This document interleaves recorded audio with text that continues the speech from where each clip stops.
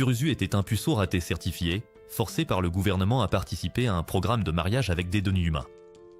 Mais au lieu d'une épouse, son agent l'a inondé de filles monstres collantes qui veulent toutes s'envoyer en l'air avec lui. Un matin, Kurusu s'est réveillé pour découvrir que Mia s'était enroulée autour de lui. Quand il l'a interrogée, elle lui a dit qu'elle essayait juste de se réchauffer. Lorsqu'il a proposé de lui faire couler un bain, cette méduse au rabais l'a serrée et l'a presque étouffée avec ses obus. Pour échapper à une mort certaine, Kurusu a tiré sur sa queue, ce qui a provoqué chez elle un véritable raz-de-marée. Après cette séance de toboggan improvisé, Kurusu a préparé le bain de Mia et s'est surpris à imaginer comment elle allait aux toilettes, tel un gros dégoûtant. L'instant d'après, Mia est entrée seins nus et cet idiot s'est instantanément transformé en Sanji. Il a tenté de s'éclipser quand elle est entrée dans le bain, mais la renarde l'a attiré dans la baignoire pour qu'il lui donne de son lait. N'ayant pas le choix, il a allumé la douche et, pendant qu'elle était distraite, il s'est enfui. Plus tard, alors qu'il dressait la table, l'agent Smith, sa coordinatrice des échanges interespèces, a surgi de nulle part, l'effrayant.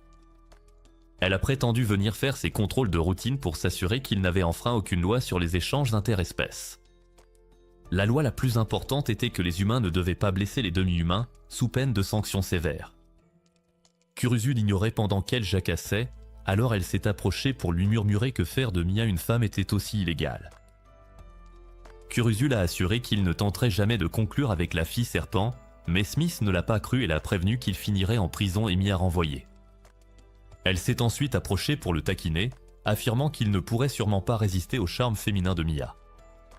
Soudain, il a été brusquement écarté par Mia, qui n'appréciait pas du tout la proximité de Smith avec lui. Smith lui a demandé de se calmer, jurant qu'elle n'était pas intéressée par le petit cornichon de Kurusu. Elle est partie peu après, et Mia, curieuse, a demandé à Kurusu si ses lois étaient vraiment si importantes, ce qu'il a confirmé. Étonnamment, Mia a dit qu'elle se fichait éperdument des lois et que s'il voulait goûter à ses charmes, elle se donnerait à lui par amour. Pour le prouver, elle l'a poussé au sol et s'est enroulée autour de lui après avoir ouvert la braguette de son pantalon. Mais avant qu'elle ne l'embrasse, il a hurlé car elle s'était enroulée trop fort autour de lui démettant l'épaule. Heureusement, Smith est revenu pour l'aider à la remettre, tandis que Mia pleurait à chaudes larmes, s'en voulant terriblement. Plus tard, il a emmené Mia faire les courses, mais elle s'est emballée et l'a entraînée dans un magasin de lingerie. Kurusu a tenté de fuir en voyant ça, mais Mia l'a retenu en lui rappelant que Smith lui avait interdit de la laisser seule. N'ayant pas le choix, il est resté et, en attendant, il s'est bêtement demandé si Mia pouvait porter des sous-vêtements. Ses pensées ont été interrompues par Mia, venue lui demander son avis sur le type de soutien-gorge qu'elle devrait acheter. Elle a aussi baissé son haut pour lui montrer qu'elle n'en portait pas, et notre ami a encore perdu 1 litre de sang. Une fois remis, il a demandé à Mia de les essayer pour voir par elle-même. Mais au lieu de répondre, elle lui a pris la main et l'a entraîné avec elle. Une fois seule, quand elle a commencé à enlever son haut, il a compris que les choses allaient trop vite. Estimant qu'il avait eu assez d'émotions pour la journée, il a détalé de la pièce. Une fois dehors, il a remarqué qu'il tenait un petit bout de tissu triangulaire, sans se souvenir l'avoir pris. Alors qu'il se demandait ce que c'était, Mia a passé la tête et a timidement réclamé son sous-vêtement. Comme il ne répondait pas sous le choc, elle le lui a arraché des mains avant de retourner dans la cabine. Cependant, il a fait une remarque idiote qui l'a poussé à le jeter par la fenêtre. Sur le chemin du retour, ils ont croisé un couple odieux qui s'est aussitôt mis à se moquer d'eux. Mia, furieuse, a tenté de les frapper avec sa queue, mais Kurusu s'est interposé juste à temps pour l'arrêter. Quand elle a demandé pourquoi il s'en mêlait, il lui a rappelé les risques légaux s'il blessait un humain. Bientôt, une foule s'est formée et les passants ont commencé à prendre Mia en photo. Se sentant accablée et exposée, elle a supplié Kurusu de l'emmener dans un endroit privé. N'ayant guère d'options, ils ont fini par se réfugier dans un love hotel à proximité. C'était une mauvaise idée car Mia est allée se doucher et à sa sortie, il a eu du mal à contenir son excitation. Le pire, c'est que Mia a essayé de le convaincre de coucher avec elle et il aurait cédé si Smith et ses agents n'avaient pas fait irruption. Elle avait appris qu'un humain et une demi-humaine tentaient de s'envoyer en l'air ensemble. Mais en voyant que c'était Kurusu et Mia, elle s'est calmée et les a fait descendre. Là, ils sont retombés sur le couple agaçant, qui n'a pas tardé à les insulter de nouveau. Agacée, Mia a voulu les attaquer, mais Kurusu a été plus rapide et a frappé l'homme si fort qu'il a percuté sa copine. Plus tard, Chez Kurusu, Smith a pansé sa main blessée après avoir frappé ce gorille mal foutu au visage, et quand il a crié, elle lui a dit de faire avec. Après son départ, Mia a demandé à Kurusu pourquoi il les avait attaqués, et il a dit qu'il ne supportait pas qu'on maltraite les femmes. Ravie, elle lui a sauté dessus avec enthousiasme, et alors qu'il se débattait, elle lui a ôté sa chemise pour finir ce qu'il avait commencé. Hélas, Smith est revenu à ce moment pour demander ce qu'il y avait au dîner, coupant court au projet de Mia. Quelques jours plus tard, alors qu'ils étendaient le linge, Kurusu a été enlevé par une femme oiseau et s'est retrouvé sur une branche dans un parc. Sa ravisseuse s'est présentée comme Papy, et après l'avoir traînée pour lui acheter une glace, Kurusu l'a interrogée sur elle. Papy lui a dit qu'elle avait fui sa famille d'accueil et vivait seule depuis, ce qui l'a surpris car il l'avait trouvée plus bête que Patrick et Bob l'éponge réunis. Il lui a dit que fuir sa famille d'accueil était une erreur et que si elle se faisait prendre, elle serait expulsée sur le champ. En entendant cela, Papy a été choqué et a fait tomber sa glace, puis s'est mis à pleurer sans même y avoir goûté. Kurusu l'a réconforté en lui offrant sa glace, mais il a vite regretté car Papy était à genoux entre ses jambes, et pour les passants, on aurait dit qu'elle lui léchait sa sucette. Gêné, il lui a retiré la glace de la bouche et lui a dit qu'elle devait aller se débarbouiller. Mais quand il s'est retourné, elle s'était déjà déshabillée et avait sauté dans la fontaine. Il a tenté de la sortir de là, mais Papy en a profité pour l'attirer et lui demander de jouer. C'est là que Mia est arrivée et a accusé Papy de vouloir lui voler son homme, déclenchant un crépage de chignon avec le pauvre Kurusu au milieu. Pourtant, personne ne les calculait car tout le monde fixait la petite fille coincée dans un arbre. Voyant cela, Papy a voulu s'envoler pour l'aider, mais ses ailes étaient mouillées. Mia a donc décidé de jouer les héroïnes pour épater Kurusu. En grimpant, elle s'est pris plein de branches dans la figure et s'est retrouvée avec des feuilles partout dans les cheveux et sur le visage. Elle ressemblait à un épouvantail, alors quand l'enfant l'a vue, elle a hurlé de peur et est tombée de l'arbre. Heureusement, Papy l'a rattrapée au vol, mais avec ses ailes mouillées, elles sont tombées comme des masses sur ce pauvre Kurusu. Après ce boucan, la police est venue les interroger, et quand on a demandé qui était la famille d'accueil de Papy, Kurusu s'est dénoncé. L'agent a réclamé les papiers de Papy, que Kurusu n'avait pas. Alors qu'il pensait être démasqué, Smith a surgi et a montré l'identité de Papy. Plus tard chez Kurusu, il a demandé à Smith pourquoi elle avait ses papiers. Elle a expliqué que Papy s'était enfui alors qu'elle l'emmenait chez lui. Le ton désinvolte de Smith a fait douter Kurusu de ses compétences, car elle ressemblait un peu trop à une Sakura aux cheveux noirs. Se reconcentrant sur Smith, il a entendu dire à Papy qu'elle vivrait chez Kurusu, ce qui a rendu la petite folle de joie. Après avoir promis d'être sage, elle a exigé qu'il lui donne son bain et l'a traîné de force vers la salle de bain. Une fois partie, Smith a demandé à Mia si ça ne la gênait pas de partager Kurusu avec Papy. Elle a dit que non, car Papy n'était qu'une enfant. Smith a alors révélé qu'elle avait le même âge. Aussitôt, Mia a foncé vers la salle de bain pour empêcher le bain, percutant Kurusu avec la porte. Quelques jours après, en rentrant, Kurusu a été renversé par une centaure qui lui a demandé s'il était son maître avant qu'il ne s'évanouisse.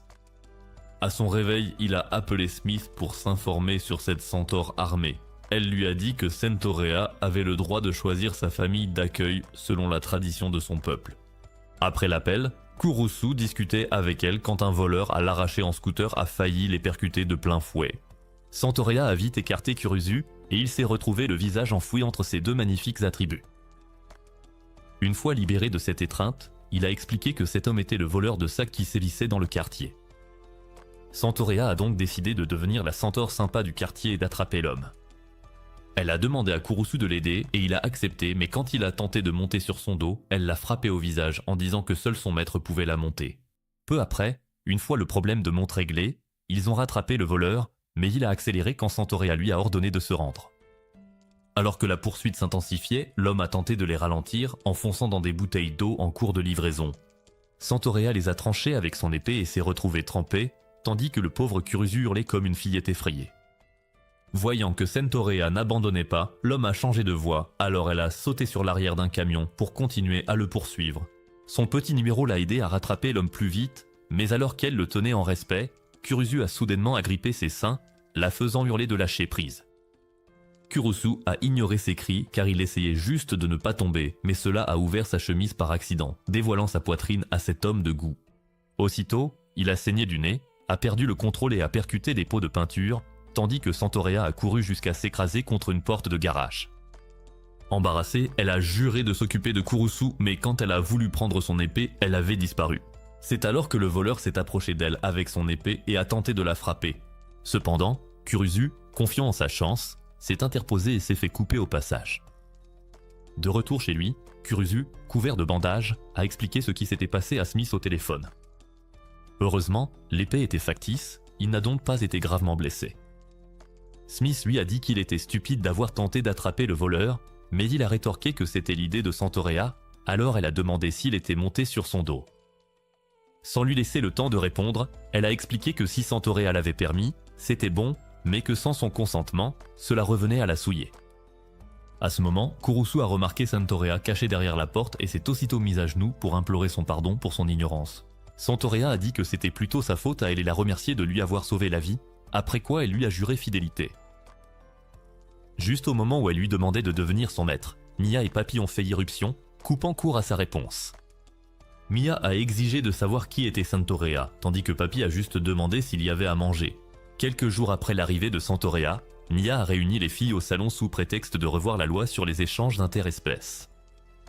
En réalité, elle voulait faire comprendre à ses colocataires que Kurusu était à elle et a tenté de détourner la loi à son avantage, mais Santorea ne l'a pas entendu ainsi.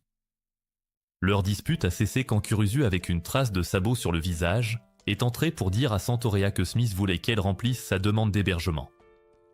Aussitôt, Mia a commencé à réprimander Santorea, mais Kurusu est intervenu, expliquant qu'elle ne l'avait pas blessée intentionnellement. Il se trouve qu'il l'a surprise par accident dans la salle de bain, et elle a réagi en lui laissant un tatouage temporaire sur le visage. Après ces explications, il s'est de nouveau excusé auprès de Santorea, et alors qu'ils cherchaient tous deux à endosser la faute, Mia s'est interposée et les filles ont commencé à se disputer. Quand Kurusu a tenté d'intervenir, il s'est pris une gifle, alors il s'est tourné vers Papy, qui avait de la fumée sortant de sa tête car elle avait essayé de lire. Espérant préserver le peu de neurones qui lui restaient, Kurusu lui a suggéré de prendre un bain, mais elle l'a supplié de la rejoindre. Arrivé à la salle de bain, Kurusu a donné un maillot à Papy car il ne voulait pas d'ennui, mais en l'aidant à le mettre, il a touché ses formes par mégarde. L'instant d'après, le sang a jailli de son nez comme une fontaine, et à cause de la pression, il a été propulsé directement dans la baignoire. Ignorant qu'il avait frôlé la mort, Papy a sauté dans la baignoire et s'est servi de lui comme d'une bouée de sauvetage. Elle a commencé à parler et lui a dit qu'elle le considérait comme son grand frère, mais quand elle a mis ses mains sur sa poitrine, Kurusu s'est demandé ce qui se passait. Il a essayé de s'écarter, mais elle ne l'a pas laissé faire et a tenté de l'embrasser, alors il s'est débattu davantage pour se libérer. Heureusement, Santorea est apparue l'instant d'après et a joué les Green Arrows avec Papy en l'immobilisant contre le mur. Elle a ensuite ordonné à Kurusu de monter sur son dos, et alors qu'elle s'élançait, Mia a tenté de les arrêter, mais Santorea lui a marché dessus. Elle ne s'est arrêtée qu'en arrivant dans un parc, et après avoir repris son souffle, Kurusu l'a remercié de l'avoir sauvé.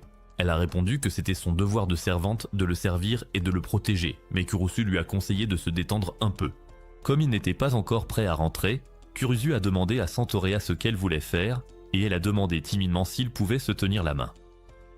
Kurusu n'a pas répondu tout de suite, alors elle a cru qu'il ne voulait pas, mais il l'a surprise en lui prenant soudainement la main.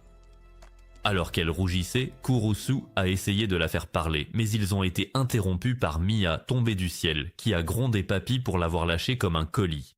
Santorea a demandé pourquoi elle était sortie, car il est interdit aux demi-humains de sortir sans leur famille d'accueil. Mia lui a dit de ne pas s'énerver et était en train de se justifier quand elle a remarqué que Kurusu était blotti contre la poitrine de Santorea.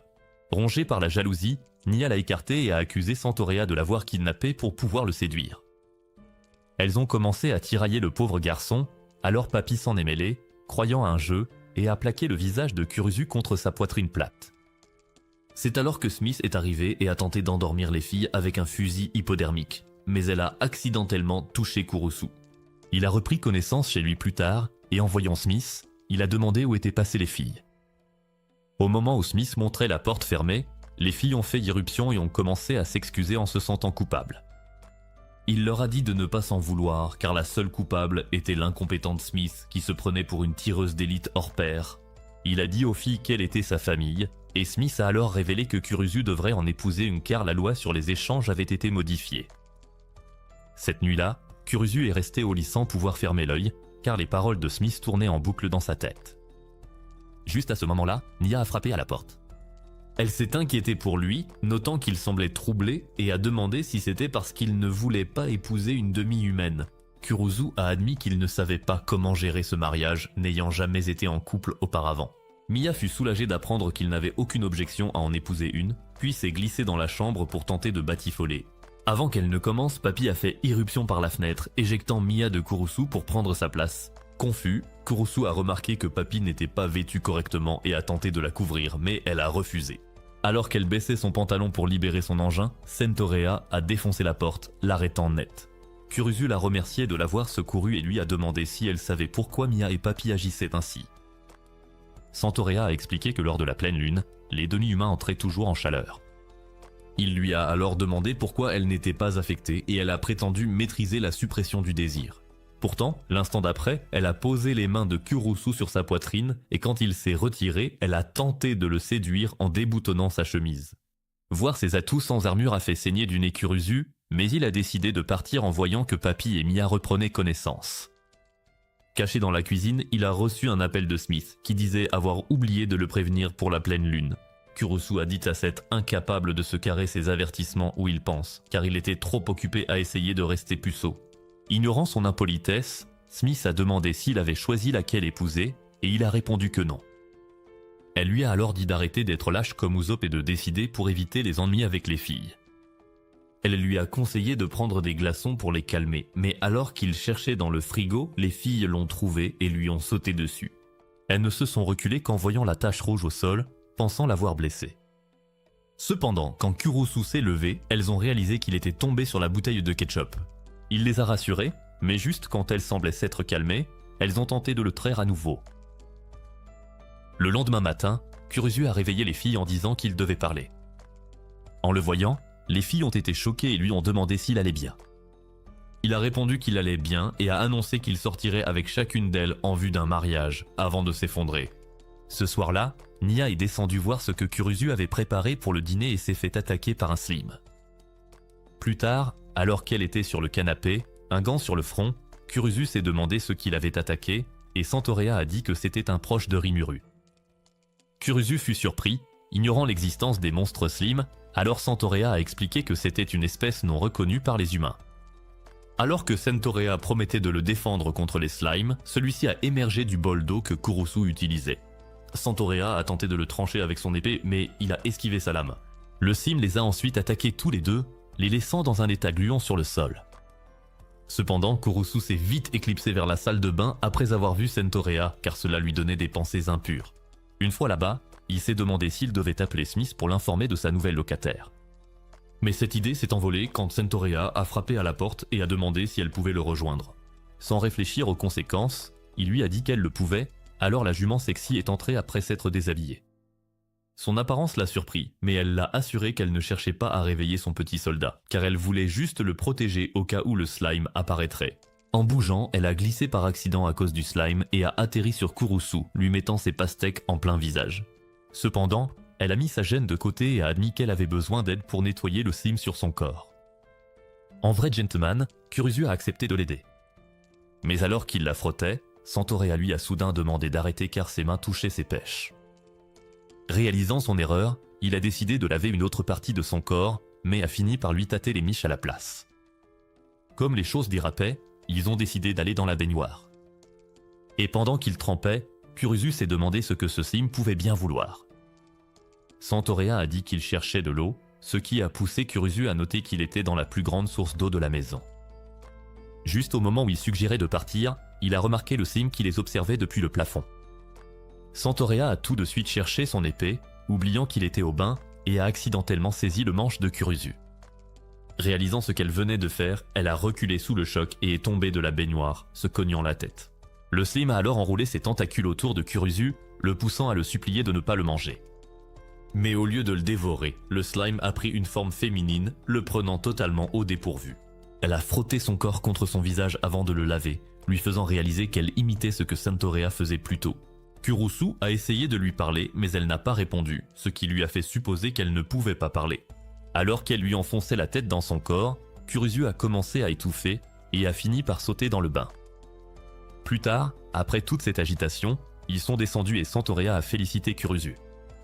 Pour une raison obscure, elle a cru que cet idiot avait sauté dans le bain car il avait déduit que l'eau diluerait le slime pour le libérer.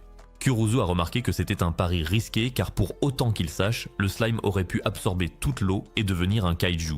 Quand il a mentionné sa forme humaine, Sentorea et Mia ont été surprises, affirmant n'avoir jamais entendu parler d'un slime capable de ça.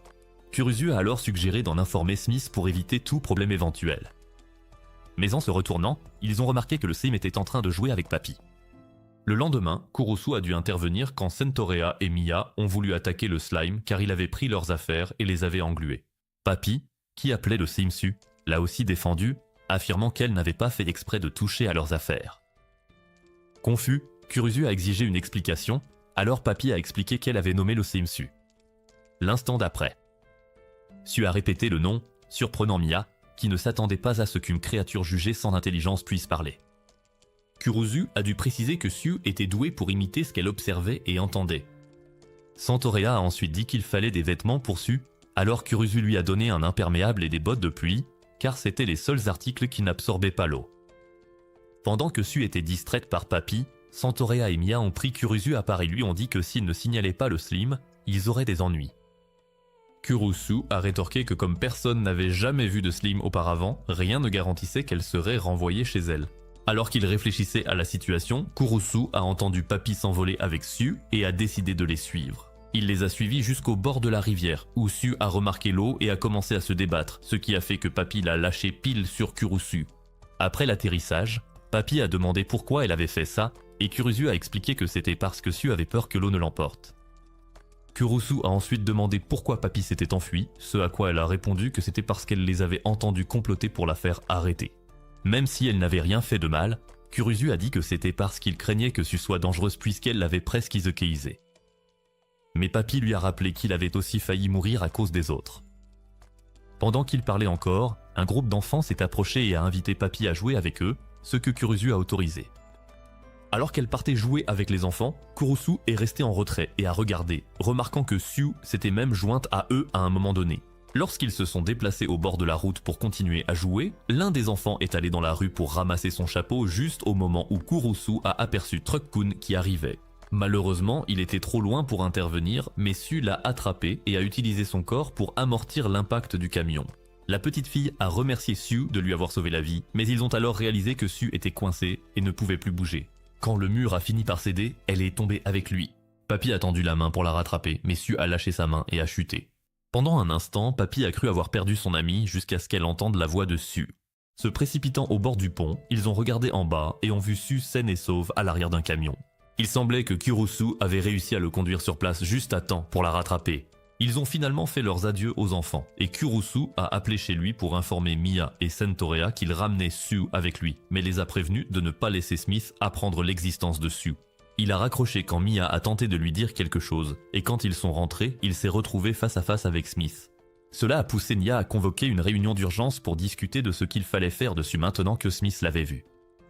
Kurusu a demandé pourquoi elle essayait soudainement d'aider Su alors qu'elle voulait qu'elle parte avant, alors Mia a expliqué que cela ne la dérangeait pas qu'elle reste puisqu'il n'y avait aucune chance qu'une forme de vie inappropriée puisse le lui voler. À ce moment-là, le service de sécurité des échanges interspéciés est arrivé pour rénover la maison, mais les filles ont supposé qu'il était venu pour emmener Su, alors elles l'ont prise et ont filé. Au parc où elles sont allées, Papy s'est demandé s'il était sage d'être dehors sans Kurusu. Cela leur a fait réaliser qu'elle avait agi de manière irrationnelle et qu'elle s'était mise en danger. Sentorea a donc suggéré de se cacher derrière des buissons pour éviter d'être vue. Pendant qu'elles se cachaient, elles ont repéré des agents qui cherchaient quelque chose et Sentorea s'est demandé comment il les avait déjà retrouvés. Ses pensées ont été interrompues par Papy, qui a soudainement crié, et quand Mia a demandé quel était le problème, la fille a expliqué qu'elle s'était renversée de l'eau dessus. Mia lui a dit que ça allait sécher, mais Su a soudainement commencé à embrasser et lécher Papy pour enlever l'eau. Au même moment, un Kurusu inquiet les cherchait dans son quartier. Cependant, il a dû suspendre ses recherches pour empêcher une fille en fauteuil roulant de percuter un lampadaire. La fille, qui s'appelait Merun, a remercié Kurusu de l'avoir sauvée, et après avoir accepté ses remerciements, il lui a dit qu'il devait continuer à chercher ses amis. Étonnamment, Merun savait où se trouvaient les filles et a proposé de l'y emmener. De retour au parc, Sentorea a dit à Mia qu'elle devait attendre que les hommes partent pour trouver une autre cachette, mais Mia a fait remarquer qu'aucun endroit n'était assez grand pour cacher le gros derrière de Sentorea. En essayant de se défendre, Centaurea a reculé dans un robinet, le cassant au passage. Juste au moment où Mia commençait à la taquiner sur son arrière-train dévastateur, Su s'est accroché au corps de Centaurea et a commencé à aspirer l'eau. Avant que Centaurea ne puisse pousser un cri de choc, Nia lui a couvert la bouche et lui a dit de supporter ça jusqu'à ce que Su ait fini. Quelques instants plus tard, Kurusu et Merun sont arrivés et ont trouvé Mia essayant d'empêcher Su de la sécher avec sa langue, mais elle a été distraite en les remarquant et Su en a profité. Quand elle a eu fini, elle a tourné son attention vers Merun, mais Kurusu l'a attrapée et mise dans un sac avant qu'elle ne puisse sauter sur la fille. Plus tard à la maison, les filles ont été surprises de voir qu'une nouvelle pièce avait été construite. Alors quand Smith est arrivé, Papy l'a remercié d'avoir laissé Su rester. Smith a feint l'ignorance, disant qu'elle ne savait pas de qui ni de quoi elle parlait. Alors Kurusu a demandé pour qui était la chambre puisqu'elle ne voulait pas reconnaître l'existence de Su. Il a eu sa réponse quand Merun est arrivé dans son fauteuil et il a été choqué quand Merun, qu'il croyait humaine, a révélé qu'elle était l'une des filles du roi Neptune. Plus tard dans la journée, Kurusu a fait visiter la maison à Merun, mais Mia est devenue jalouse en le voyant porter la fille, alors elle a essayé de les séparer. Résultat, ils sont tous les trois tombés dans les escaliers et ont cassé le fauteuil roulant de Merun. Kurusu a grondé Mia pour son imprudence, et après qu'il a remonté Merun à l'étage, Centaurea a demandé à Mia pourquoi elle avait fait ça. Elle a dit que c'était parce que Merun était sa nouvelle rivale, et Centaurea a demandé quelle preuve elle avait que Merun voulait Kurusu. Avant que Mia ne puisse répondre, Kurusu est apparu en haut des escaliers avec Merun toujours dans ses bras, et les filles l'ont entendu lui demander s'il avait une petite amie. Kurusu a essayé de répondre, mais il a glissé et a accidentellement touché ses parties intimes. Il a immédiatement essayé d'expliquer que c'était un accident, mais quand Mia a remarqué qu'il avait le haut du bikini de Merun à la main, elle s'est emportée et l'a traité de porc sans gêne. C'est Merun qui a ensuite expliqué que le mucus recouvrant son corps était la raison pour laquelle son haut avait glissé, ce qui a fait dire à Centaurea que ce mucus était probablement la raison pour laquelle Su avait essayé de l'attaquer plus tôt. Après avoir entendu cela, Nia a soudainement eu une idée et a emmené Su avec elle. Lorsqu'elle est réapparue devant Kurusu, elle était couverte de la bave de Su, alors Kurusu lui a dit de prendre un bain, ce qu'elle n'a pas aimé car elle pensait qu'il s'occuperait d'elle en la voyant dans cet état.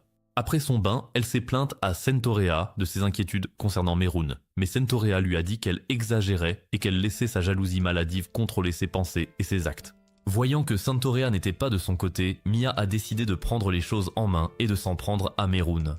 La première chose qu'elle a faite a été de monter la climatisation, espérant que le froid gênerait la petite sirène, mais elle a vite appris que les sirènes résistaient aux températures élevées. C'est Mia qui a fini par geler, mais elle a refusé d'abandonner et a tenté un Tokno-jutsu pour convaincre les autres de se joindre à sa cause vengeresse. Son plan n'a pas fonctionné car Papy est allé demander à Merun de jouer aux jeux vidéo, laissant Mia se sentir trahie. Sans le savoir, Merun a demandé à Papy si Kurusu était célibataire, et la jeune fille, naïve, a répondu qu'elle n'en savait rien. La question a rendu Centaurea sceptique. Elle a donc demandé à Merun ses intentions envers Kurusu et Merun a avoué qu'elle voulait être l'Ariel de son prince Eric. Elle a ensuite demandé à Centaurea si elle était la petite amie de Kurusu, la prenant au dépourvu, mais elle a vite repris son calme et a nié, disant qu'elle était sa servante. Cela a poussé Merun à comparer Centaurea à un brave chevalier médiéval farouchement fidèle à son maître, et Centaurea a commencé à la voir sous un autre jour. Réalisant que Centaurea était passé dans le camp ennemi, Mia a dit à Merun qu'elle ne perdrait pas Kurusu pour un poisson qui parle, et Merun a répondu qu'elle n'avait pas l'intention de le lui voler. Quand Kurusu est entré, Merun lui a demandé de l'emmener dans sa chambre, et après leur départ, Centaurea a dit à une Mia furieuse qu'elle n'avait pas le droit d'être en colère car si elle n'avait pas cassé le fauteuil de Merun, Kurusu ne la porterait pas partout. Mia a alors avoué qu'elle avait toujours rêvé d'être portée comme une princesse par son prince. Cependant, Centaurea ne voyait pas comment cela serait physiquement possible, étant donné qu'elle faisait 2 fois la taille de Kurusu. Quand Mia a commencé à se plaindre que Merun voulait juste séduire Kurusu avec ses tenues légères, Centaurea lui a suggéré de mettre un bikini. Pendant ce temps, chez Merun, elle a demandé à Kurusu s'il avait une petite amie. Curieux, il a demandé pourquoi elle s'intéressait tant à sa vie amoureuse. Mais avant qu'elle ne réponde, Mia a surgi dans un maillot de pièces très échancré qui contenait à peine sa poitrine imposante. Elle leur a dit qu'elle voulait aller nager et a invité Kurusu à la rejoindre, mais il a poliment décliné. Étonnamment, Mia n'a pas semblé s'en soucier, trop occupée à savourer avec suffisance le fait que, pour une fois, elle montrait plus de peau que Merun. À ce moment-là, Centaurea est entrée, et quand Mia l'a vue, elle a piqué une crise et a demandé pourquoi elle montrait plus de peau qu'elle. Centaurea a répondu que ce n'était pas sa faute si elle avait été gâtée par les dieux du scénario. C'est alors que Papy a émergé de sous la cape de Centuria et a demandé si quelqu'un avait vu su. Centuria l'a pressé de sortir convenablement, mais Papy a replongé dessous, tirant la cape vers le haut et exposant accidentellement Centuria. Rouge de honte, Centuria s'est vite enfuie de la pièce en plaquant la porte derrière elle.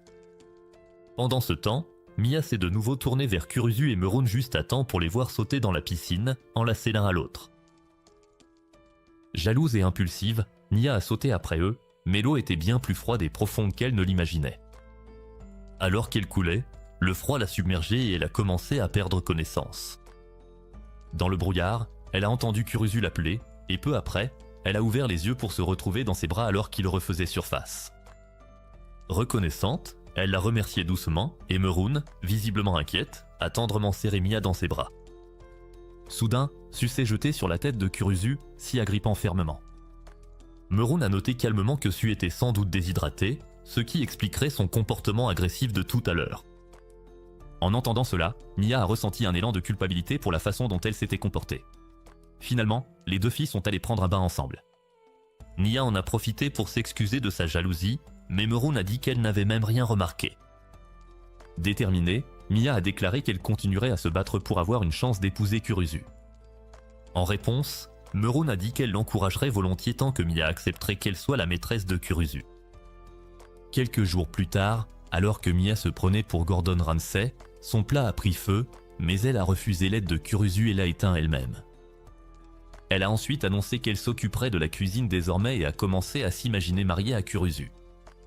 Elle a été tirée de sa rêverie délirante quand Kurusu a mentionné que la casserole débordait. Surprise, elle a saisi la casserole à main nue et a crié de douleur en se brûlant.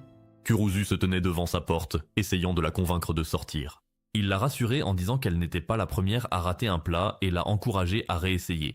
Cependant, Nia a insisté sur le fait qu'elle allait bien et lui a demandé de partir.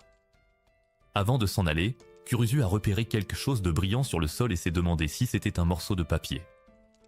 Pendant ce temps, l'inquiétude de Mia pour ses mains brûlées a pris le dessus et elle s'est précipitée hors de la chambre, bousculant Kurusu. Alors que Kurusu se relevait, il a été surpris par la queue de Mia et a réalisé qu'elle était en train de muer. Mia était mortifiée, sanglotant dans son oreiller. Elle a avoué d'une voix à peine audible qu'elle avait besoin d'aide pour retirer sa peau à cause de ses mains brûlées.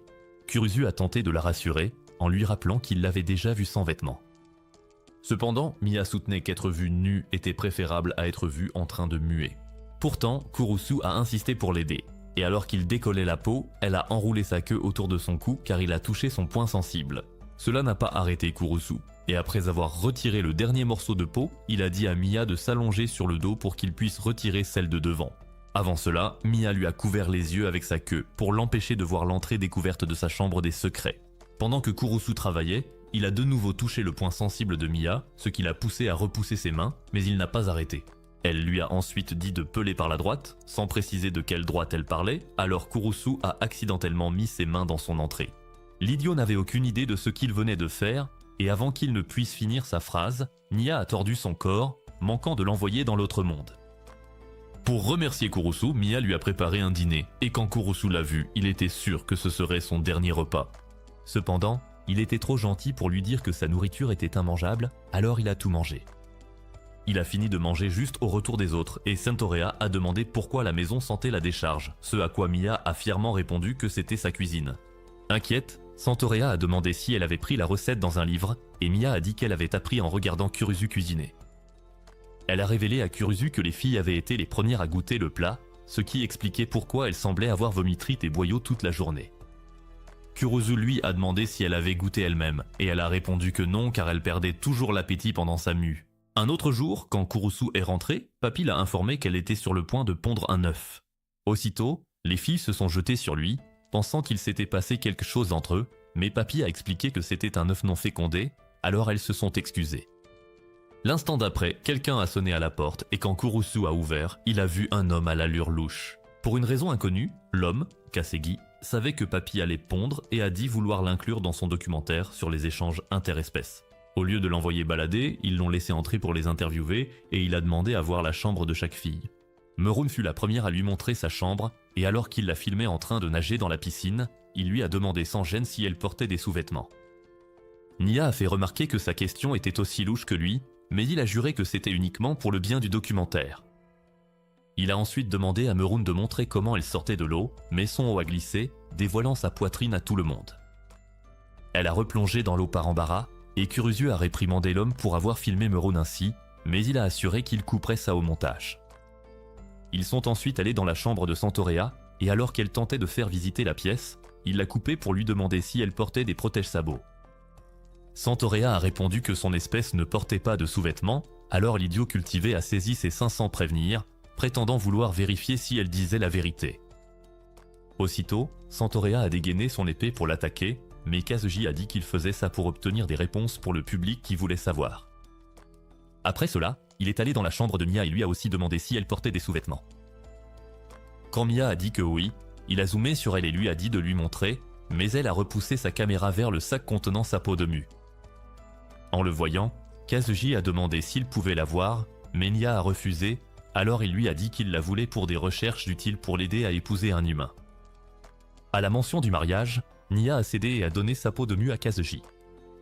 Juste après, Meroun est venu les informer que Papy allait pondre son œuf, alors ils sont tous allés dans sa chambre et Kazuji a installé sa caméra. Il a demandé à Papy de lever sa jupe et a dit à Kurusu de se mettre derrière elle pour lui enlever sa culotte afin de filmer l'œuf qui sortait. Il s'est ensuite dit que vendre les images non censurées le rendrait immensément riche.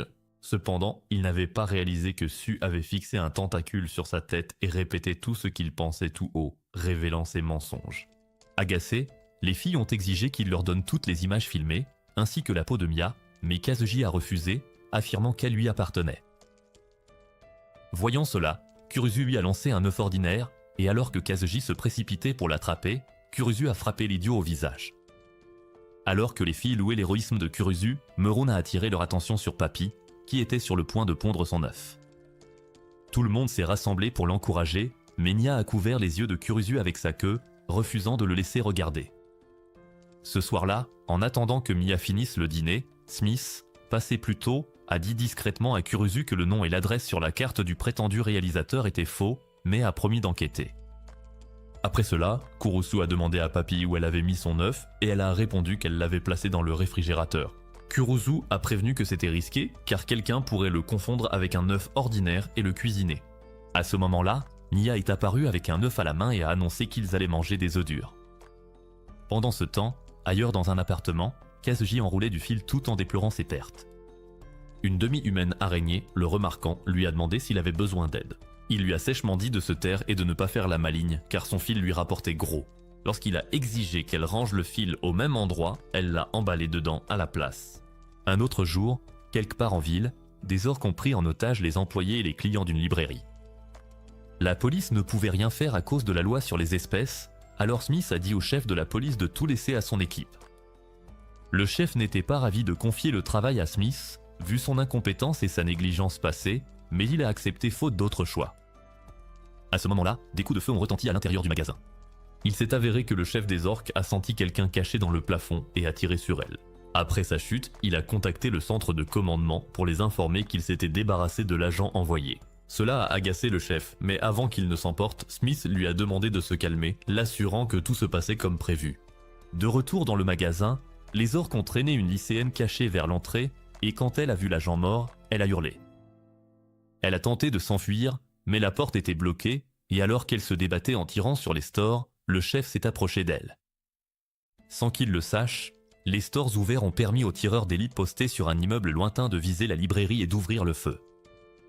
Les tirs ont détruit les armes des orques avant même qu'ils ne réalisent ce qui se passait. Alors qu'ils cherchaient quoi faire, quelqu'un en armure a défoncé le mur et a neutralisé les orques les plus proches. Ce n'est qu'après avoir aidé les otages à s'échapper et retirer son armure qu'ils ont réalisé que leur assaillant était une ogresse. Les porcs se sont recroquevillés de peur, mais leur chef leur a dit d'arrêter de lui faire honte et de se comporter en homme. L'instant d'après, l'agent mort est revenu à la vie et a ouvert le feu sur eux. Un orc est arrivé derrière elle et a tenté de l'étrangler, mais elle a retourné son arme contre elle-même et lui a tiré dessus. Heureusement, c'était des balles en caoutchouc, il n'a donc pas été blessé. Cependant, il voulait savoir comment elle était encore en vie, alors elle a révélé qu'elle était un zombie. Lorsqu'elle s'est tournée vers le chef, celui-ci a tenté d'utiliser la lycéenne comme bouclier. La fille a soudainement levé la jambe et l'a frappée au visage avant de se transformer en une fille aux longs cheveux argentés. Leurs identités étant révélées, Smith, qui venait d'entrer, les a présentés comme Mon, une équipe de demi-humains formée pour traiter les cas impliquant d'autres demi-humains. Elle a ensuite braqué son arme sur le chef et a exigé qu'il se rende, ce qu'il a fait. Cependant, il lui a dit que tout ce qu'il pouvait faire, c'était l'expulser. En réponse, Smith lui a soudainement tiré dessus. Il l'a accusé de violer les lois sur les échanges, mais Smith a répondu calmement que ce n'était pas elle. C'est alors qu'il a réalisé que la demi-humaine métamorphe avait pris l'apparence de Smith.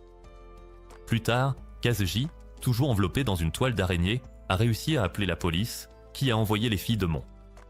Malheureusement, elles n'ont pas pu capturer la demi-humaine araignée après qu'elle se soit éclipsée de la maison en évitant le tireur d'élite. Pendant ce temps, chez Kurusu, Smith a averti les filles d'être prudentes car une demi-humaine araignée fugitive était en cavale. À ce moment-là, elles ont remarqué Papy et Su apportant divers objets et se sont demandé où elles les avaient trouvés. Les filles ont expliqué les avoir trouvés devant la maison. Tout le monde s'est précipité dehors et a vu les objets, remarquant la chaussure de Kurusu parmi eux. À ce moment-là, Kurusu s'est réveillé dans un entrepôt désaffecté et s'est demandé pourquoi il était suspendu au plafond par les pieds. Son ravisseur s'est avéré être la demi-humaine araignée et elle s'est présentée sous le nom de Rachnera. Imperturbable, Kurusu lui a demandé de le détacher car son cerveau était sur le point d'être inondé par son sang. Rachnera l'a détaché et quand il a essayé de l'éviter parce qu'il avait remarqué ses formes, elle a supposé qu'il avait peur d'elle. Avant qu'elle ne parle, un garde est entré, alors elle a saisi Kurusu et a grimpé au plafond. Leur proximité a fait réagir le corps de Kurusu, et quand elle l'a remarqué, elle a commencé à le taquiner.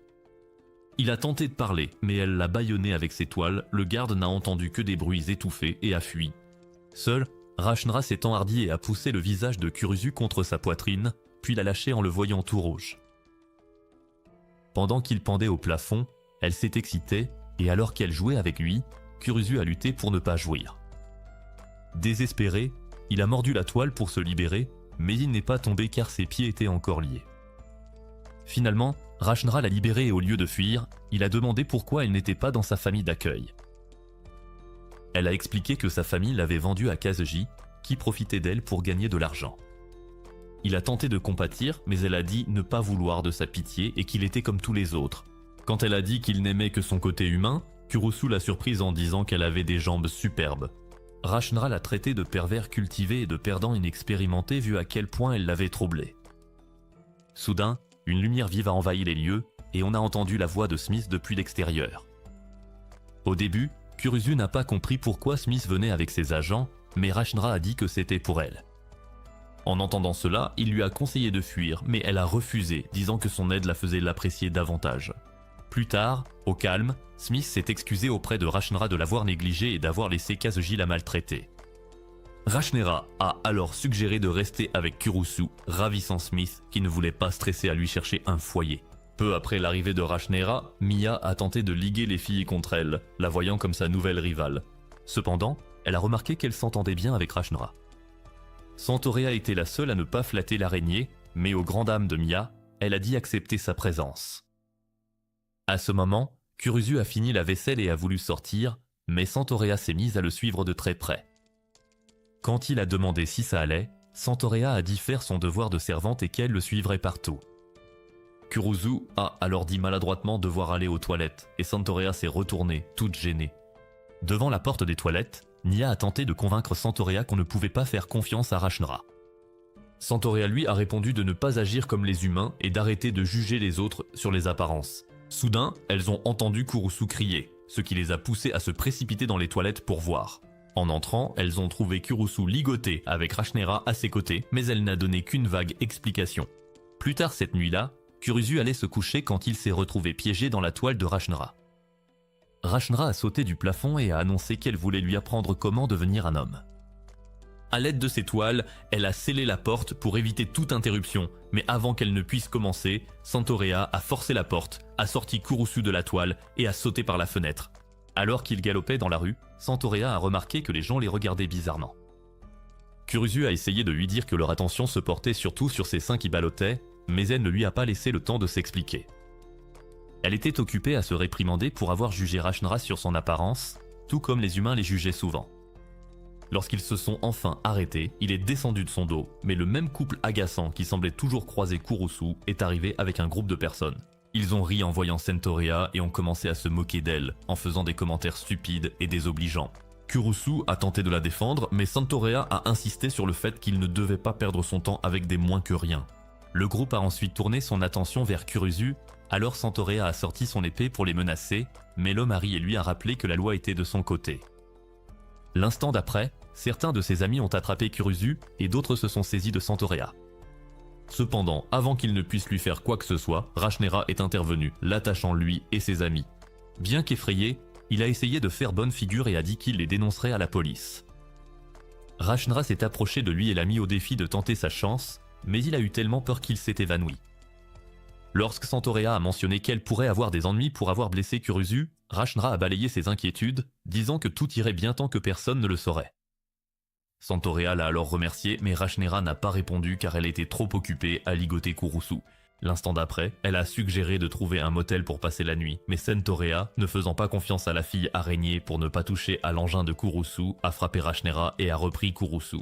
Cela a fait râler Rachnéra, mais Santorea s'en moquait, et dans un moment de tension, elle a soudainement crié qu'elle détestait Rachnéra. Déjà habituée à avoir des détracteurs, Rachnéra a simplement ri et a dit qu'elle était contente que Santorea dise enfin ce qu'elle pense. Elle a admis qu'elle n'aimait pas que les gens fassent semblant de s'entendre et a dit à Santorea qu'il n'y avait pas de mal à ne pas aimer quelqu'un.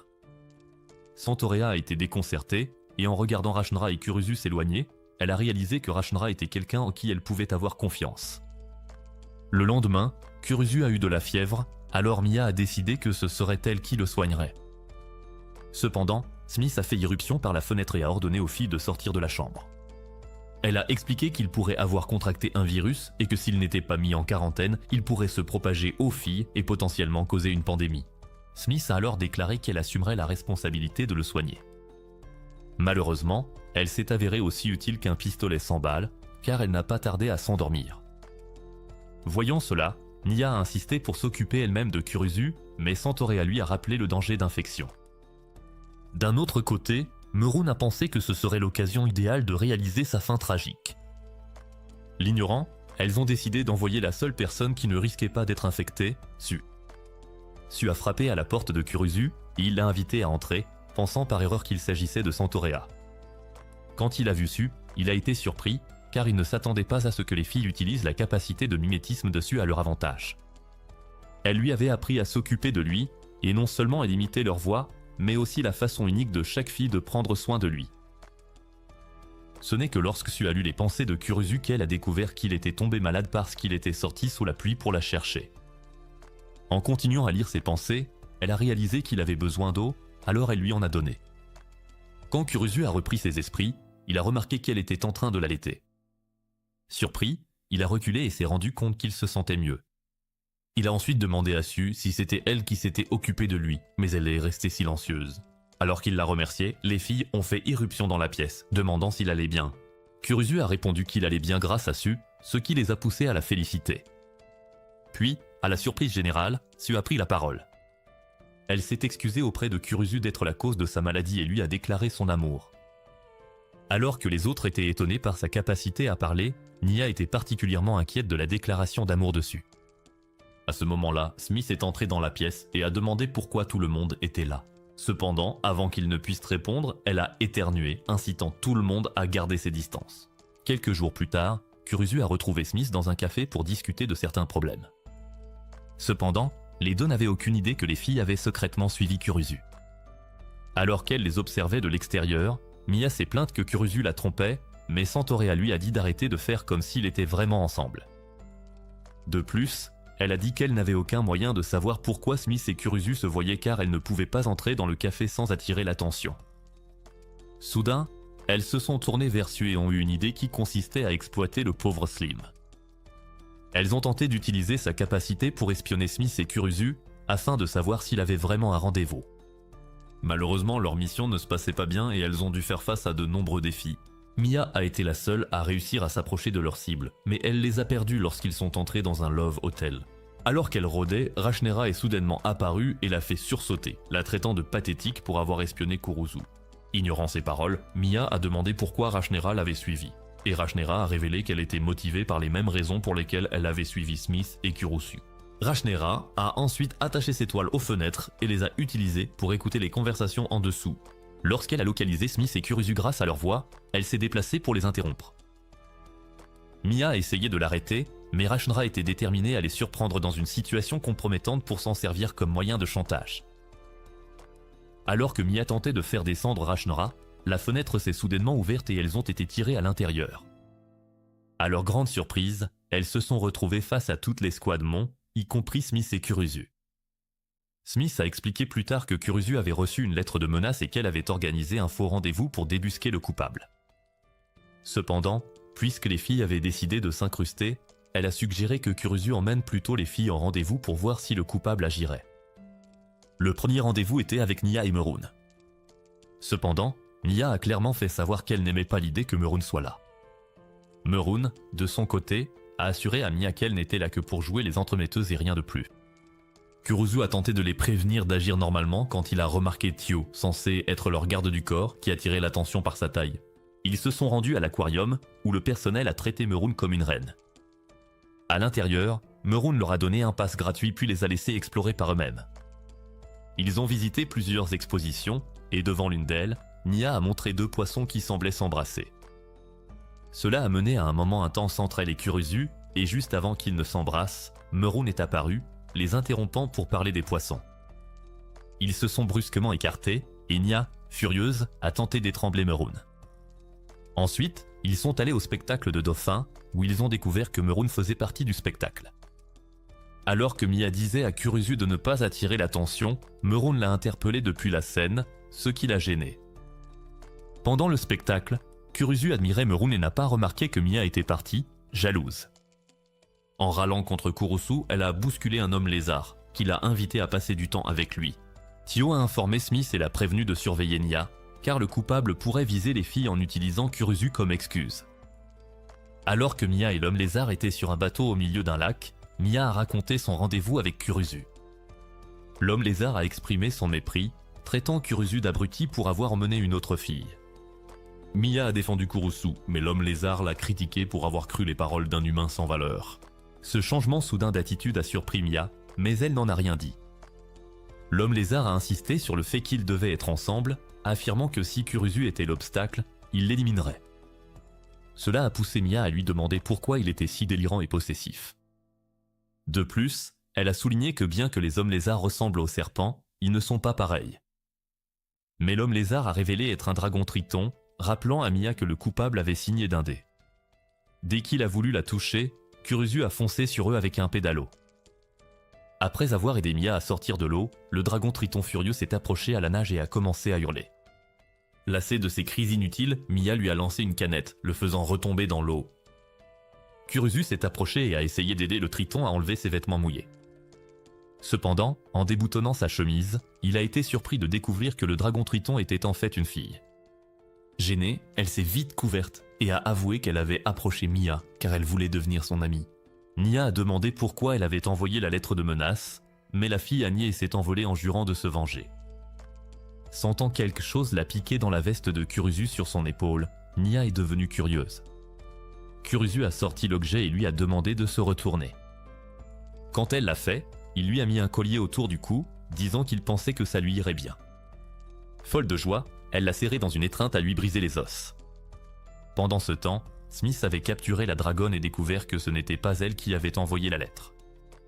Comme leur premier plan pour capturer le mystérieux dé avait échoué, Smith a élaboré un nouveau plan. Cette fois, elle a fait organiser par Kurusu un barbecue en pleine forêt avec Papy et Su, tout ça parce que Papy avait dit vouloir visiter l'endroit. Par curiosité, Kurusu a demandé à Papy pourquoi elle voulait venir ici, et la cervelle d'oiseau a répondu qu'elle ne s'en souvenait plus. Détournant son attention d'elle, Kurusu a remarqué que Zombina, leur garde du corps du jour, se régalait de toute la viande qu'il avait grillée. Kurusu s'est précipité vers elle, lui demandant si elle était Luffy déguisée, et alors qu'ils se disputaient pour la viande, ils ont entendu un grand bruit avant qu'un affreux monstre n'apparaisse. Quand il a attaqué, Kurusu a attrapé les filles et s'est enfui, mais n'a pas manqué de noter que le monstre ressemblait à un arbre mutant. En entendant cela, la lumière est revenue dans le cerveau de Papy, et elle s'est soudain souvenue pourquoi elle avait insisté pour venir dans la forêt. L'instant d'après, Kurusu a été happé par le monstre. Il a donc lâché Su et lui a demandé d'aller chercher de l'aide. Le monstre a tenté de l'arrêter en lui marchant dessus, mais Su s'est écarté à temps et est tombé accidentellement dans une cuve de déchets toxiques. Comme elle n'était plus perçue comme un problème, le monstre arbre a ouvert sa tête pour révéler qu'il s'agissait d'une hydre. Alors qu'elle commençait à étouffer Kurusu, Papy s'est adressé à elle en l'appelant Ki et l'a supplié de ne pas lui faire de mal. Surpris, Kurusu a interrogé Papy sur sa relation avec son agresseur et elle a expliqué qu'elle avait planté Ki dans la forêt après l'avoir trouvé sur le bord de la route. Kurusu a ensuite demandé pourquoi Ki était devenue si grande et Papy a répondu que c'était probablement parce qu'elle avait absorbé des déchets toxiques dans le coin. Après s'être libérée, Papy a essayé de convaincre Ki de laisser partir Kurusu. Mais comme l'hydre était très confuse, elle n'a pas reconnu Papy et l'a frappé. Kurusu a averti Papy d'être prudente, mais elle a dit que Ki était en colère parce qu'elle l'avait oublié et qu'elle devait donc arranger les choses. Su a tenté de s'approcher à nouveau, mais Ki l'a frappé, l'envoyant valser à travers la forêt. Heureusement, elle a atterri sur Su, qui s'était transformée en une sorte de Godzilla, et après s'être assurée que Papy allait bien, elle s'est approchée de Ki et a récupéré Kurusu. Elle a ensuite dit à Kurusu qu'extraire les déchets toxiques de Ki était le seul moyen de la calmer, lui faisant réaliser que les déchets toxiques ne l'avaient pas seulement fait grandir, mais l'avaient aussi rendue intelligente. Alors que Su et Ki se battaient, Papy et Kurusu s'accrochaient pour rester en vie jusqu'à ce que Papy soit éjecté et atterrisse sur les formes rebondies de Ki. Assise là, elle a décidé que le seul moyen d'extraire les toxines de Ki était de téter ses formes. Quand Ki l'a repoussée, elle a supplié Kurusu de prendre le relais et de sauver Ki, ce qu'il a fait.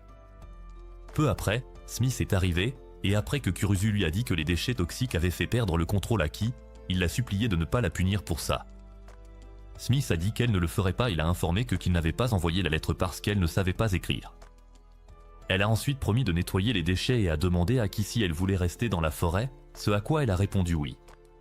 Quelques jours plus tard, Kurusu emmena Santorea en rendez-vous, mais elle portait une armure complète, attirant inutilement l'attention sur eux. Cependant, elle s'en moquait. Manako, garde du corps du môme pour la journée, appela Santorea et lui conseilla de retirer son armure. Mais la centaure refusa de l'écouter. À ce moment-là, une fillette s'approcha de Manako et lui demanda ce qu'elle faisait. Manako tenta de cacher son œil, mais la petite le remarqua et s'enfuit, traumatisée.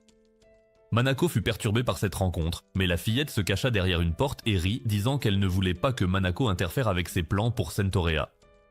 Pendant ce temps, Kurusu et Santorea faisaient un pique-nique.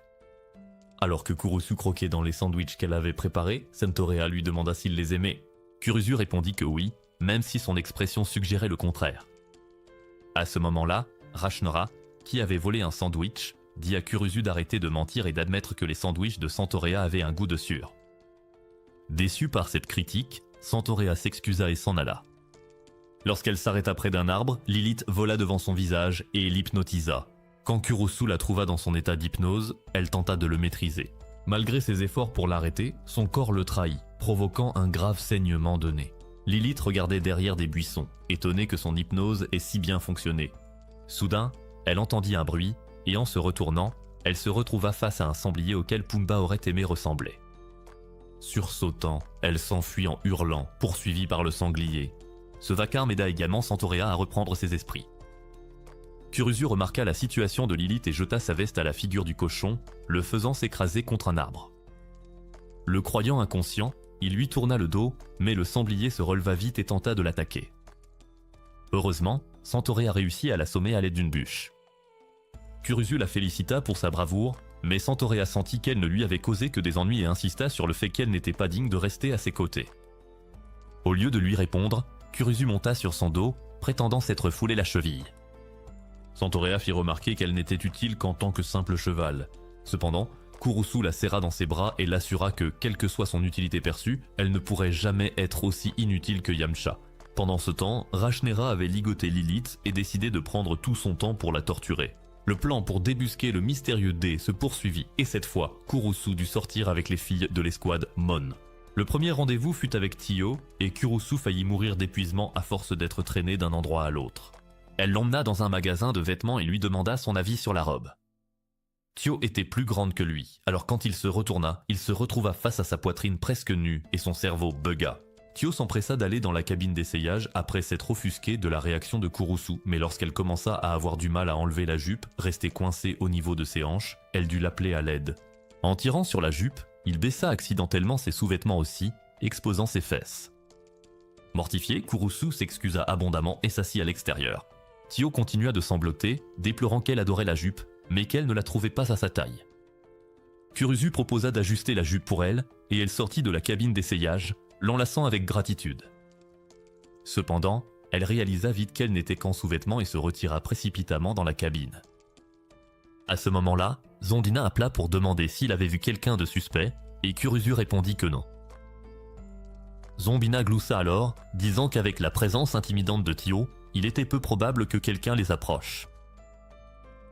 Zombina prit le relais pour le rendez-vous, et tous deux allèrent voir son film de zombies. En marchant, Zombina remarqua que sa main était tombée, effrayant les gens autour d'eux, alors ils trouvèrent un café, et Kurusu l'aida à la recoudre.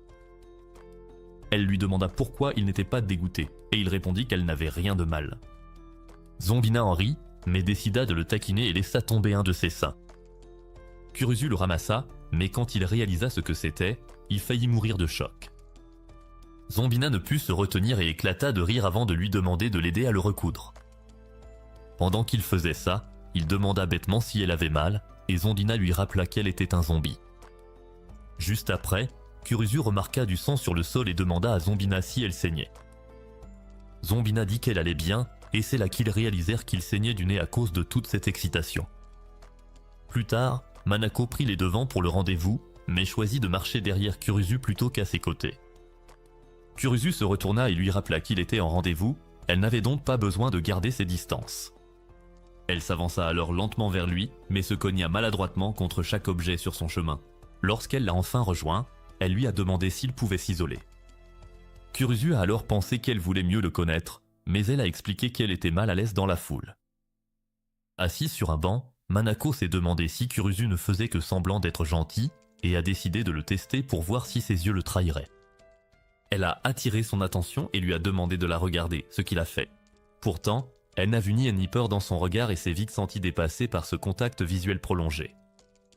Quand Kurusu lui a demandé si ça allait, elle lui a dit de ne pas la regarder, le laissant perplexe face à son comportement changeant.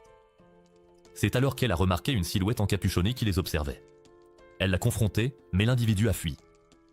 Zombina a surgi des buissons, arme au poing, et a tiré sur la silhouette, mais celle-ci a esquivé les balles. En dernier recours, Tio a soulevé un distributeur et l'a lancé, barrant la route à l'inconnu, ce qui a permis à Manako de l'endormir. Cependant, en retirant la capuche, ils ont découvert qu'il s'agissait de Doppel. Le soir, en rentrant, Doppel a avoué que la menace avait été inventée par elle et Smith pour pousser Kurusu à sortir avec l'une d'elles. Elle a demandé à ses amis si elle avait aimé passer du temps avec Kurusu, et tous ont fait son éloge. Zombina s'est demandé pourquoi une deuxième lettre différait de la première, mais Doppel a affirmé n'en avoir envoyé qu'une. Pendant ce temps, Kurusu a fait une rencontre étrange sur le chemin du retour. À son arrivée, les filles lui ont demandé s'il avait attrapé le coupable, mais il a désigné une personne sans tête à ses côtés.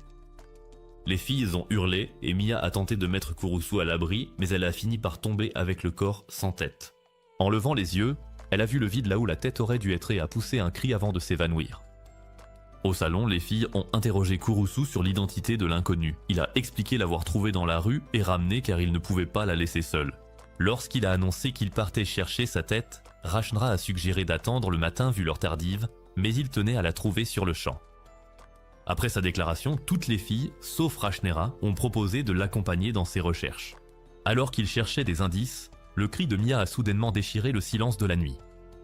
Aussitôt, Kurusu et Sentorea ont accouru vers elle, alors qu'elle pointait frénétiquement une tête du doigt. Kurusu l'a rassurée en lui disant que ce n'était qu'une tête de mannequin.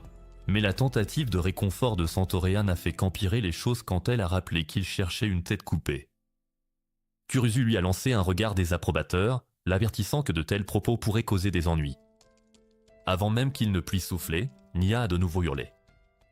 Cette fois, ils l'ont trouvée inconsciente au sol, gisant juste à côté de la véritable tête qu'il recherchait. Sentorea a vite emmené Nia, tout en ordonnant à Kurusu de récupérer la tête. Kurusu hésitait à toucher cette tête coupée, alors il a d'abord essayé de lui parler. La tête est restée muette jusqu'à ce qu'il la ramasse. Elle a alors parlé, affirmant être une Dulaon. La tête a continué son récit, mais Kurusu n'était pas intéressée par les détails. Lorsqu'elle eut fini de parler, Kurusu lui demanda ce qu'elle voulait et elle le supplia de la réunir avec son corps. Alors que Kurusu quittait le parc avec la tête, il aperçut un garde de sécurité s'approcher et se cacha vite derrière un arbre. La tête se mit soudain à faire des bruits étranges, alors il demanda ce qui n'allait pas et elle dit que quelqu'un touchait à son corps. Kurusu l'avertit de baisser la voix, mais au lieu de cela, elle commença à faire des bruits forts et joyeux. Kurusu dut lui couvrir la bouche avec sa main pour la faire taire, et juste au moment où elle semblait sur le point de crier, elle se tut soudainement. Une fois rentré, il rattacha sa tête à son corps et les filles lui offrirent une tasse de thé et quelques collations. En la regardant, Santorea expliqua à Miya que les Dullahan sont des chevaliers sans tête qui apparaissent quand quelqu'un est proche de la mort. Quand Kurusu entendit cela, il demanda si Dullahan était chez eux parce que quelqu'un allait bientôt mourir. Dullahan répondit par l'affirmative, puis pointa Kurusu du doigt, disant que c'était lui qui allait bientôt mourir. La pièce devint silencieuse après la déclaration de Dullahan. Elle expliqua que la vie de Kurusu avait été en danger maintes fois et qu'en tant que chasseuse de mort, elle venait chercher son âme. Cependant, Rajnera l'interrompit, l'attacha et ordonna à Papi de mettre Kurusu en sécurité. Alors que Papi s'envolait avec Kurusu, il avait du mal à respirer avec son derrière sur son visage. Il tenta de dégager son visage en lui attrapant la hanche, mais cela fit que Papi percuta un panneau publicitaire et Kurusu tomba. Heureusement, Su le rattrapa juste à temps. Les autres filles arrivèrent bientôt, et voyant Kurusu toujours en danger, Santorea promis de le protéger. Elle révéla une selle fixée sur son dos, conçue pour les voyages de longue distance. Avant que Kurusu ne monte, Santorea fit un long discours sur l'honneur et le déshonneur, puis Kurusu grimpa sur son dos et ils galopèrent vers la sécurité. Pendant leur trajet, Santorea tourna un angle et faillit entrer en collision frontale avec le couple agaçant de tout à l'heure. Cependant, elle réussit à sauter par-dessus le camion, le laissant s'écraser et brûler derrière eux. Elle maintint son allure et commença bientôt à imaginer une vie de cavale avec Kurusu. Cependant, elle ne réalisait pas que Kurusu luttait pour sa vie. Il avait glissé de la selle et était traîné par le pied derrière elle. Quand elle s'en aperçut enfin, elle s'arrêta de courir et s'excusa. À ce moment-là, Dullahan apparut derrière elle et l'exhorta à abandonner. Soudain, Mehrunes émergea de la rivière et emmena Kurusu avec elle. Mehrunes plongea sous l'eau et Kurusu essaya désespérément de lui dire qu'il ne pouvait plus respirer. Il réussit à nager jusqu'au bord pour reprendre son souffle et Mehrunes s'approcha de lui, disant que puisqu'il devait mourir, elle voulait un souvenir de lui. Le visage de Kurusu devint rouge quand il demanda si elle parlait d'un objet et Mehrunes confirma ses craintes, affirmant qu'il n'y avait pas de plus grande tragédie que d'avoir son enfant après sa mort. Kurusu la réprimanda, mais la fille poisson était déterminée à devenir la mère de son enfant, alors elle le tira à nouveau dans l'eau. Elle se moquait même qu'il se noie, mais avant qu'il ne s'évanouisse, la queue de Miya s'enroula soudainement autour des branchies de Mehrunes, l'étouffant. Elle sortit ensuite Kurusu de l'eau et pressa son corps pour lui faire recracher l'eau. Lorsqu'il a repris connaissance, Rajnera a utilisé sa toile pour immobiliser Miya, et quand Miya a remarqué Dullahan à ses côtés, elle l'a accusé d'être une traîtresse. Rajnera a dit que ça ne servait à rien d'essayer de sauver Kurusu car il était de toute façon condamné à mourir. Miya a déclaré que s'il comptait envoyer Kurusu dans un autre monde, il devait d'abord le faire avec elle. Fatigué de les regarder, Kurusu a dit qu'il n'arrivait pas à croire qu'elle soit tombée dans le panneau des mensonges d'une folle qu'elle venait de rencontrer. Il s'est levé et s'est avancé dans la rue pour se poster devant Truck-kun. Heureusement, ce n'était qu'une version miniature, ce qui prouvait que Dullahan n'était qu'une affabulatrice et rien de plus. De retour à la maison, Smith a expliqué que Dullahan, dont le vrai nom était Lala, avait tendance à être excessivement mélodramatique. Elle a ensuite demandé pourquoi Lala s'était enfuie. En réponse, Lala a expliqué qu'elle avait été intriguée par Kurusu. Elle l'avait vu si souvent à l'article de la mort qu'elle n'arrivait pas à croire qu'il ait survécu à chaque fois. Par conséquent, elle a décidé de prendre l'initiative de l'aider à passer de l'autre côté. En entendant cela, Smith a eu l'air d'être sur le point de bannir Lala dans le monde des ténèbres. Cependant, elle s'est contentée de lui rappeler les conséquences si elle s'en prenait à un humain. Effrayée, Lala s'est cachée derrière Kurusu et a supplié de vivre avec eux plutôt que de repartir avec Smith. Smith, retrouvant aussitôt son sourire charmeur, a accepté cette requête. Kurusu a protesté, mais les filles semblaient favorables à cette idée. Quelques jours plus tard, Kurusu a fait les comptes et a été choqué de découvrir qu'il était presque fauché. Pour ne rien arranger, Miya avait vidé le frigo en essayant de cuisiner ses plats immangeables. Kurusu a alors emmené les filles, sauf Miya, Rajnera et Lala, faire les courses, mais le magasin était fermé, alors Santorea a suggéré d'aller plutôt au marché. Au marché, les vendeurs ont commencé à remballer, pensant que leurs produits offenseraient les demi-humains. Kurusu les a rassurés en disant qu'ils mangeaient de la viande et des légumes comme tout le monde, malgré leur nature en partie animale. Mehrunes s'est approché d'un étal de poissons, admirant le choix et complimentant le vendeur pour ses goûts. Le propriétaire a eu l'impression d'être en présence d'une reine en l'écoutant, alors il lui a vite offert sa meilleure prise. Kurusu a décliné, expliquant qu'il n'avait pas d'argent, mais l'homme a insisté et leur a donné des poissons plus petits à la place. Alors qu'il marchait dans le marché, Santorea s'est approché d'un étal de légumes et la propriétaire lui a proposé des carottes. Après les avoir goûtées, elle a eu l'impression d'être au paradis et a félicité la femme pour la grande qualité de ses produits. La propriétaire lui a alors offert une caisse de légumes, mais Kurusu a refusé en son nom. Cependant, la femme a insisté et ils ont fini par l'accepter. Peu après, d'autres vendeurs se sont manifestés pour leur offrir de la nourriture gratuite.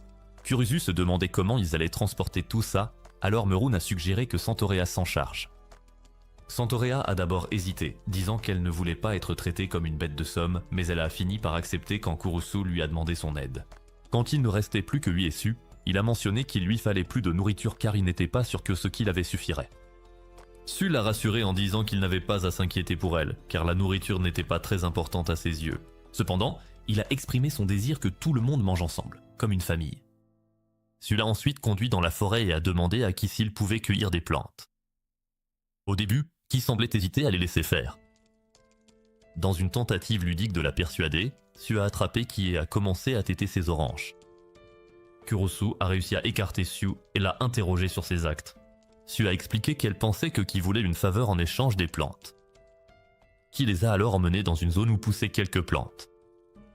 Cependant, Kurusu a souligné que certaines plantes étaient toxiques et qu'il serait difficile d'identifier les comestibles. Juste au moment où il décidait de rentrer, il a remarqué que Su goûtait les plantes. Elle l'a informé avec assurance de celles qui étaient toxiques et de celles qui étaient sans danger. Après avoir ramassé assez de plantes, ils ont fait leurs adieux à Ki et sont rentrés chez eux. En rentrant, ils ont croisé le dragon Triton qui a tenté d'attaquer Kurusu, mais Su l'a aspergé du poison absorbé en mangeant ses plantes. Plus tard ce soir-là, après que Kurusu a servi le dîner, Smith et les Squadmon sont arrivés, exigeant qu'ils les nourrissent aussi. Kurusu n'a eu d'autre choix que de préparer plus de nourriture, ce qui a de nouveau vidé le frigo. Remarquant l'air misérable de Kurusu, Smith lui a demandé ce qui n'allait pas. Su a expliqué que Kurusu était trop pauvre pour s'acheter de la nourriture. Smith a alors informé Kurusu que le gouvernement le rembourserait pour la nourriture des filles tant qu'il gardait les reçus. Cela a choqué Kurusu, car il n'arrivait pas à croire qu'elle ait oublié de mentionner un détail aussi important. Quelle fille monstre aimeriez-vous apprendre à mieux connaître? Si vous avez regardé jusqu'ici et aimé la vidéo, commentez fille certain. Regardez aussi la vidéo suivante. On se retrouve dans la prochaine vidéo.